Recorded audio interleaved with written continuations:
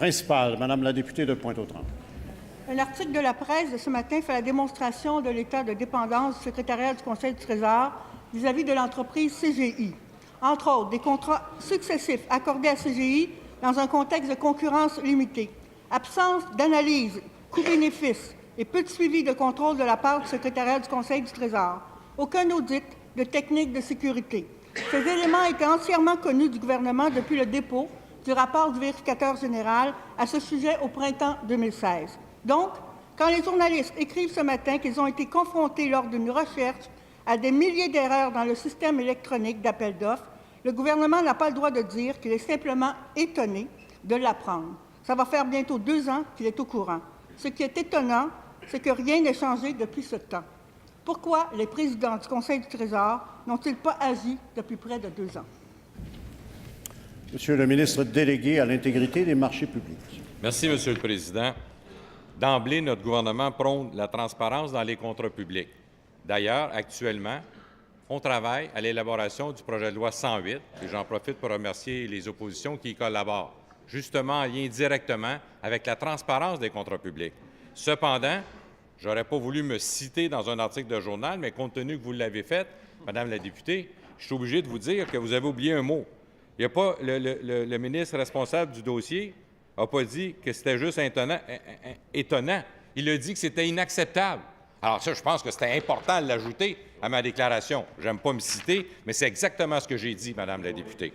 Alors, à partir de là, je dois vous dire que je tiens à rappeler qu'on a déjà pris des actions directement pour avoir des vérifications internes sur la qualité des données. Et ça ne repose pas sur une plateforme d'une entreprise ou de qui que ce soit qui l'a fait. Une plateforme, lorsqu'on rentre des données d'une mauvaise façon, la sortie ne peut pas être de bonne façon. Alors, je m'en occupe immédiatement. On est sur ce dossier-là et on va avancer clairement.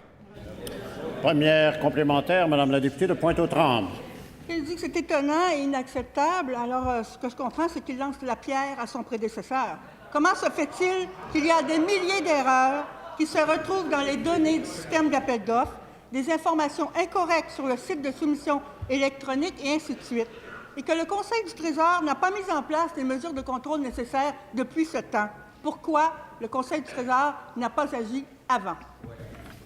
Monsieur le ministre délégué à l'intégrité des marchés publics. Merci, Monsieur le Président, et je vous dirai d'emblée que la déclaration de la députée sur qui est responsable soulève ici un point important sur l'obligation des gens d'entrer à l'intérieur de cette plateforme-là de la qualité. Alors, l'imputabilité est un terme important et ce n'est pas en fonction d'un collègue ou qui que ce soit, mais en fonction des gens qui alimentent ces données-là. Et à cet égard-là, ce sont les ministères, organismes et municipalités qui sont responsables des informations qu'ils entrent à l'intérieur. Maintenant, nous avons l'obligation de s'assurer de la qualité des données qui sont données. Et c'est pour ça qu'une vérification interne pour contrôler la qualité des données est essentielle et c'est ce que nous ferons immédiatement.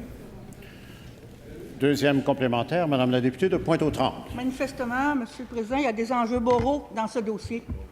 Le gouvernement laisse la gestion entière des systèmes informatiques sur les contrats publics entre les mains du privé. Vous n'avez rien appris de la commission Charbonneau et des liens entre l'absence de contrôle dans les contrats publics et la montée de la corruption. Aujourd'hui, quels sont les changements radicaux que vous allez mettre en place pour reprendre le contrôle de la gestion des systèmes informatiques pour être véritablement un gouvernement transparent et... Monsieur le ministre délégué à l'intégrité des marchés publics. Le sujet à la légère, Monsieur le Président, parce qu'on peut jouer avec les mots, mais ce n'est pas vraiment l'objectif. Mais je dois vous dire sérieusement, par exemple, Monsieur le Président, quand la députée laisse sous-entendre qu'on ne se préoccupe pas de la commission Charbonneau depuis le début de notre projet de loi, je pense que je lui ai rappelé sûrement à une dizaine de reprises, sinon à 20 reprises, à quel point je m'inspire des recommandations de la commission Charbonneau dans le projet de loi 108, et elle y participe, Monsieur le Président. Ça m'étonne un peu d'entendre ça, puis le collègue de l'opposition également. Alors, je veux juste vous dire que lorsqu'on parle d'intégrité puis de corruption, elle choisit la bien mauvaise personne pour dire qu'on n'est pas préoccupé par ça.